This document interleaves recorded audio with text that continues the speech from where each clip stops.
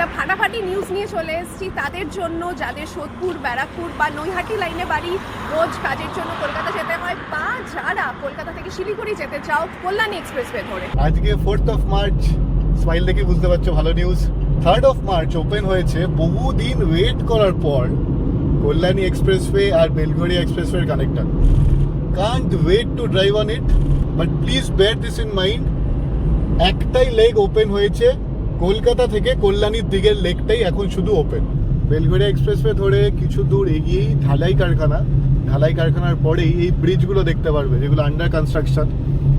এরপরেই আমাদের নিতে হবে একটা ইউটার্ন। এই ইউটার্ন নিয়েই আমরা আবার বেলঘড়িয়া এক্সপ্রেসওয়ে ধরেই একটু পরেই লেফট থেকে আমরা ধরবো কল্যাণী এক্সপ্রেসওয়ের কানেক্টর। আর এই হচ্ছে আমরা ফার্স্ট টাইম এই র্যাম্পে উঠছি, র্যাম্পে উঠে যাব টুয়ার্ডস কল্যাণী। এই আমরা বিরাটি সিগন্যালটা ক্রস করে চলে গেলাম। কি ইজি যাচ্ছি এখন, life is so much easier now.